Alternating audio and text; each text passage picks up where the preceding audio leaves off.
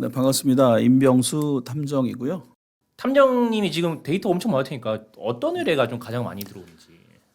우리나라에서는 불륜 증거 수집이 압도적으로 많고요. 오. 한 7, 80%는 그렇습니다. 우스갯소리로 먹고 살만해지니까 이제 다른 데 자꾸 도파민이 뭐 이런 자극을 요구하는 것 같고, 뭐 우리가 상상할 수도 없는 뭐 기괴한 그런 불륜 형태들을 많이 접하게 되고. 불륜을 많이 하는 것 같아요, 우리나라 분들. 불륜 일단 많이 하고요. 그리고 쥐를 대상으로 이렇게 임상 실험한 거를 제가 찾아봤거든요. 근데 쥐가 수컷 쥐가 암컷 쥐를 그 안에 넣어놓으면 미친 듯이 사랑을 합니다. 그런데 시간이 지나고 나면 소 닭 보듯이 합니다. 그러다가 아예 관계를 안 해요. 그런데 다른 암컷 쥐를 거기다 넣습니다. 또 미친 듯이 하는 거예요. 네. 그래서 여성분들이 뭐 농담으로 그런 얘기 많이 하거든요. 사실 남자들의 이상형은 처음 만난 여자다. 그러니까 농담이 아니고 제가 현장에서 많이 본 바로는 그렇습니다. 그리고 불륜 인구가 늘어나는 가장 강력한 이유가 한 가지가 있는데, 옛날에는 이제 40대, 50대도 발기부전이 오시는 경우가 있었죠. 네. 근데 60대, 70대가 되면 발기부전 오시는 분들이 상당히 많아요. 그런데 몸은 늙지만 마음은 똑같지 않습니까? 그런데 그 우리 여성 의뢰인들의 말 맞다나 그 때려 죽일 비아그라가 만들어지면서 이제 됩니다. 그래서 70대, 80대 분들도 되는 거예요. 그래서 불륜이 엄청나게 많아졌고, 요즘에는 남편 주머니에서 타이 마사지 라이터가 나온 거예요. 네. 타이 마사지 라이터를 보고 사진을 딱 찍어서 저한테 카톡을 보냅니다. 네. 탐정님, 뭐 옛날부터 탐정 유튜브 잘 보고 잘 알고 있습니다. 남편 주머니에 타이 마사지가 나왔습니다. 마사지에서는 어떤 걸 하는 건가요? 뭐 일반적인 마사지를 받으면 6만 원, 7만 원, 8만 원, 9만 원 넘어가지 않습니다. 하지만 15만 원, 17만 원이면 성매매를 한 겁니다. 그냥 빅데이터를 가지고 제가 설명을 쫙 사실 팩트대로 해요. 그럼 바로 의뢰하십니다. 요즘의 남성들도 약간 그런 건 있긴 있어요. 뭐가 있냐면 IT의 여성분들이 되게 약하거든요. 구글 지도에 들어가면 타임라인이라는 게 있습니다. 네네. 구글 타임라인, 오늘 우리 앵커님도 한번 가서 보세요. 타임라인에 보면 자기의 위치 기록이 다 뜹니다. 네. 그 위치 기록을 설정해서 해제로 바꿔놓으시는 분들이 가끔 계시는데 이런 IT 쪽을 여성분들이 잘 모르세요. 그래서 그걸 가지고 탐정사무소에 옵니다. 아내의 구글 타임라인을 봤더니 모텔을 간다. 종로에 뭐 이런 모텔을 간다. 막 이런 거, 을지로에 있는 거기를 간다. 그래서 조사를 의뢰합니다. 그 이걸 어떻게 하셨냐? 아내분이 패턴 안 잠굽니까? 패턴 무조건 잠글 텐데 잠군대요. 근데 이걸 어떻게 알았습니까? 자, 아이가 어려요. 아이가 태블릿 PC로 뽀로로를 봅니다. 구글 아이디가 연동이 되는 거예요, 탭에. 그래서 연결이 돼 있으니까 탭을 우연히 본 거예요. 그냥 아이 탭을 딱 봤는데 구글 아이디가 와이프 이니셜로 로그인이 돼 있을 거 아니에요. 그러니까 핸드폰 로그인이 이중으로 돼 있는 거예요. 딱 보니까 구글 타임라인을 보니까 그렇게 돼 있는 거죠. 그러면 2026년에 아니 뭐 꼭 2026년이 아니라도 탐정님이 생각하는 좀 불륜의 성지? 불륜의 성지는 보통 불륜의 타입을 같이 따라가죠. 뭐 동호회 불륜이 많다 그러면은 뭐 동호회 사람들끼리 만나서 뭐 만날 거고, 뭐 직장 내 오피스 와이프, 오피스 허즈번드가 많다. 뭐 동네에 이제 뭐 당근이나 이런 걸 통해서 많다. 이렇게 갈 수가 있는데, 여기가 불륜의 성지다. 뭐 어느 한강에 무슨 주차장 가면은 뭐 차들이 흔들리고 안에서 사발면 먹는다. 이런 성지가 딱 정해져 있지 않아요, 요즘에는. 왜 그러냐면 그들도 영악합니다. 바람 피는 분들도 유튜브를 봐요. 특히 제 유튜브를 많이 보는 것 같은데, 제가 이런 거 이제 알려주면서 악용하지 말라고 하거든요. 그런데 저는 성지는 anywhere, everywhere라고 항상 말씀드려요. 뭐 탐정님 경험하시면 좀 쓰임하신 사건 중에 수법, 그러니까 와 이렇게까지 불륜을 한다고? 그런 게 있었을까요? 수법은 되게 대동소이한데, 뭐 그분들이 다 이렇게 피해서 하는 거기 때문에 뭐 가장 우리가 탐정 입장에 추적하기 힘든 거는 제일 좋은 거는 어느 숙박업소에 들어갔다 나오고 뭐 어느 차에서 뭔가를 하거나 뭐 이런 게 가장 좋은데, 가장 이제 힘든 거는 일단 렌트카를 타는 건데, 렌트카도 단기형 렌트카 있어요. 소카. 그러니까 소카를 타면 저희는 돌아버립니다. 왜냐하면 2시간 타고 차가 바뀌고 네.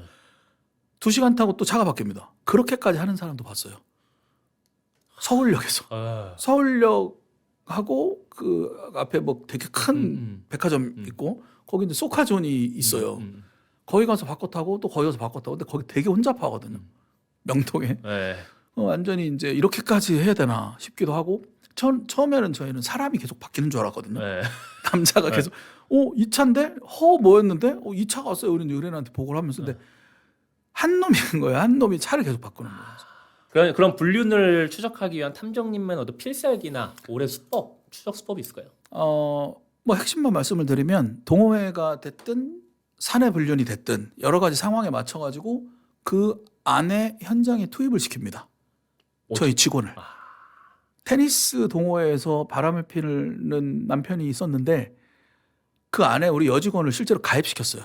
돈 많이 들었어요. 거기 입회비가 되게 비싼 동네였거든요. 들어가서 우리 여직원이 30살이었어요. 싱글이고 이렇게 좀 이렇게 좀 뭐 이렇게 미모가 있으신 넣었더니 난리가 난 거예요. 거기서 회장, 총무 전부 다 막 득달같이 알려주겠다. 뭐 심야반 듣자. 근데 그걸 잡으러 간 이유가 상간남이 그 동호회 그러니까 남편이 동호회 회장이에요. 근데 상간녀가 누군지 특정이 3명이 된 건데 3명 다 상간녀인지 그 중에 1명만 상간녀 2명인지를 모르겠다. 그래서 그거를 확인하기 위해 들어갔죠. 들어갔는데 그 회장이 대상자잖아요. 얼마나 웃겨요. 스파이를 넣은 거잖아요. 여기서는 우리 이제 요원한테 막 계속 추파를 던지고 밤에 타로 내가 레게인 레슨 해줄게 막 이러고 있는데 여기는 이제 미션을 갖고 들어간 거니까 다 밝혀냈죠. 그 안에서는 자기네들끼리 편하니까 뭐 이렇게 손잡고 뭐 이러는 거 영상으로 다 찍기가 쉽죠. 그게 이제 필살기죠. 위장 취업이라고 해야 되나? 근데 실제로 어떤 회사에 위장 취업해서 한다라면 이제 불법 행위가 되는 건데 동호회니까 우리는 이제 그래서 함정들이 법을 잘 알아야 돼요. 이거를 잘 지키기도 해야 되지만 피치 못할 때는 잘 슉슉 빠져나가기도 해야 된다. 되게 생소하잖아요. 사실 탐정이라는 게. 네네네. 이 탐정이 되기로 계기. 20대 중반부터 영어 교육 사업, 영어 학원을 계속 오래 하다가 이제 영어 웹사이트를 볼 일이 되게 많잖아요. 중고등학생들도 막 가르치고 하다 보니까. 근데 디텍티브 인베스티게이터라는 자료를 제가 우연히 접한 거예요. 영어 지문 이런 걸로. 맞습니다. 그 웹사이트를 보다가 미국에는 실제로 디텍티브가 있는 거예요. 경찰이 아니라 일반인의 의뢰를 받고 사적 구제의 원칙으로. 근데 우리나라에는 왜 탐정이라는 직업이 없지 하고 제가 막 찾아봤어요. 찾아봤는데 법제화도 안 돼 있고 그래서 내가 이거를 탐정을 지금 시작하면 재벌을 할 수 있겠다. 그래서 2011년도에 그냥 탐정사무소를 제가 합니다. 그런데 2020년까지는 사실은 탐정이라는 용어를 쓰면 안 되는 법적 조항이 있었어요. 우리나라에. 그 탐정이란 말을 어떤 개인이 직업으로서 맞습니다. 명명하면 안 된다. 우리나라 신용정보법 40조에 보면 누구든 채권회수 신용정보회사뿐만 아니고 누구든 간에 탐정이나 정보원이라는 용어를 쓰면 안 된다라고 되어 있어요. 3년 이하 또는 3천만 원 이하의 벌금에 처한다. 그런데 2020년 8월 기점으로 개정이 돼요. 개정이 돼서 신용정보회사만 탐정이라는 용어를 쓰면 안 돼요. 고로 신용정보회사가 아닌 사람들은 이제 탐정이라는 용어를 쓸 수 있게 된 거예요. 그래서 국민들이 기억하시는 건 2020년 8월부터 탐정이 합법화되었다라고 기억을 하시는 건데 사실은 그 용어만 쓸 수 있게 돼 있는 거고 탐정을 관리하는 주무부처나 법적인 제도는 아직 미비한 상태입니다. 공권력의 사각지대에서 권리구제를 뭐 사실확인 조사도 하고 증거 수집도 해야 되는 그분들의 수요가 엄청 많거든요. 경찰에 해주시 않나? 그런 부분들을 이제 동네에 좀 이렇게 힘 좀 쓰는 분들, 뭐 내가 잡아줄게, 뭐 얼마 줘. 근데 말이야 이렇게 거짓말도 좀 쳐가면서 이런 소위 얘기하는 뭐 심부름센터나 불법 흥신소 업자들이 그 수요를 대체하고 있어 왔던 거예요.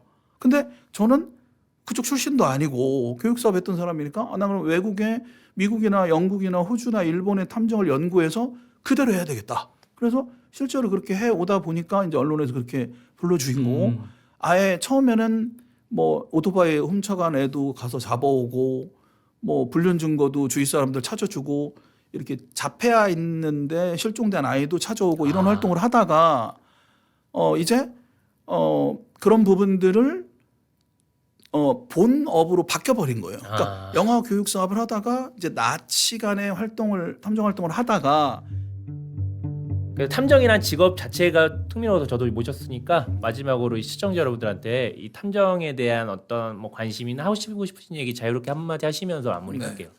일단 대한민국에 여러 직업군이 있습니다. 많은 사업가들이 있고 많은 산업군들이 있는데 그런 산업에는 항상 그 산업군을 관리하는 주무부처가 있어요. 식당은 시군구청에서 하고 뭐 건설업자들은 국토교통부에서 하고 변호사들은 뭐 법무부에서 하고 이런 식으로 하고 있는데 지금 2026년 기준으로 대한민국 탐정들을 관리하는 주무부처가 없습니다, 여러분.